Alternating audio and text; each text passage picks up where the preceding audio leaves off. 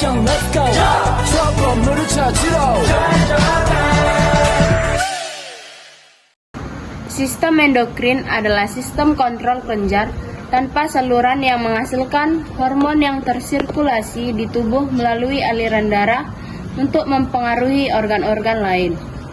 Hormon bertindak sebagai pembawa pesan dan dibawa oleh aliran darah ke berbagai sel dalam tubuh.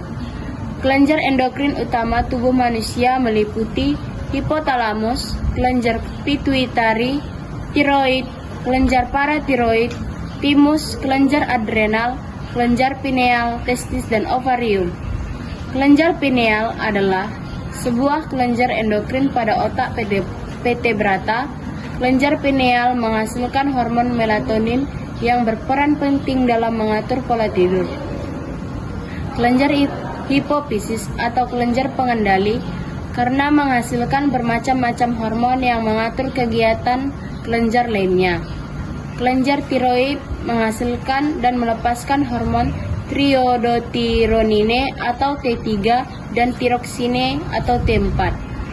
Kelenjar paratiroid menghasilkan hormon parat hormon atau PTH untuk mengatur dan mengontrol kadar kalsium dan fosfat dalam darah.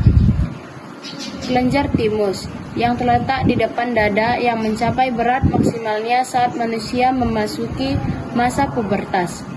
Kelenjar adrenal berperan penting dalam tubuh, antara lain mengatur metabolisme tubuh dan produksi hormon penyebab stres, serta memproduksi dan mengatur hormon seks, khususnya estrogen. Kelenjar pankreas terletak dalam abdomen pada region umbilicalis dan hipokondrium sinistra. Kelenjar pankreas terbagi menjadi dua fungsi, yaitu eksokrin dan endokrin. Selanjutnya itu ada testis dan ovarium.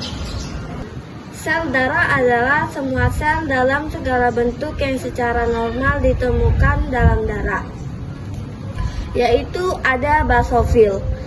Basofil berfungsi untuk menyimpan dan melepaskan heparin, yaitu zat pengencer darah yang berperan dalam mencegah pembekuan darah. Ada namanya neutrofil, yaitu berfungsi untuk menaktifkan, mencerna, dan menolak partikel dan mikroorganisme yang menyerang. Ada eosinofil yang berfungsi untuk membantu sistem kekebalan tubuh dalam memerangi infeksi. Monosit yang berfungsi untuk melawan infeksi dan meningkatkan kekebalan tubuh.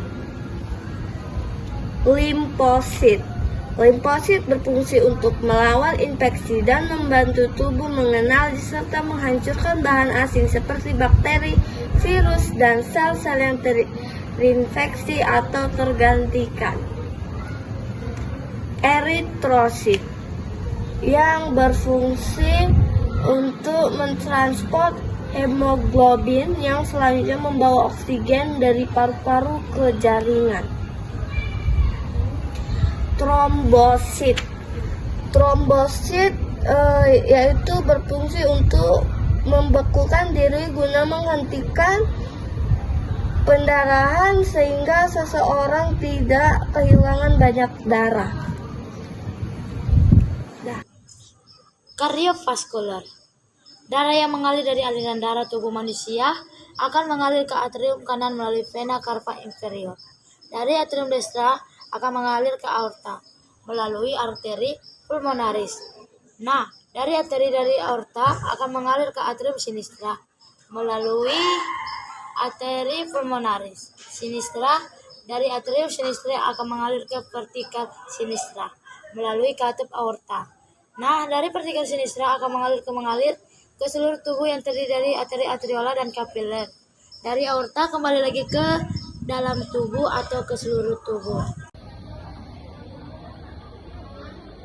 Limpatik vessel, pembuluh limpatik juga disebut dengan limfatik, membentuk sistem satu arah dan getah bening hanya mengalir menuju jantung.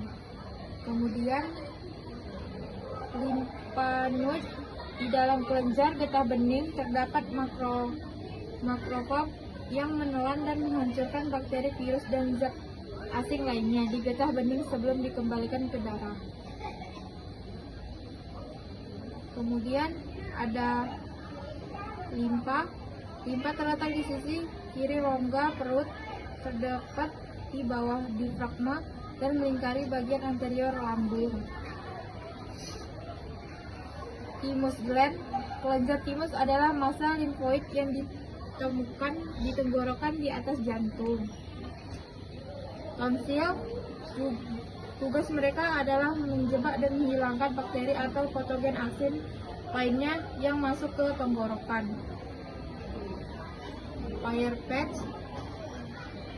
Bercak paier ditemukan di dinding usus kecil. Limfe.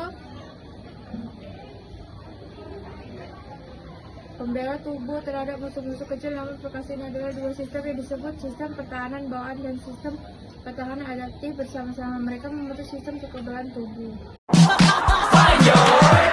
트레저와 함께 달려 Ready for action, let's go 트러블 물을 찾으러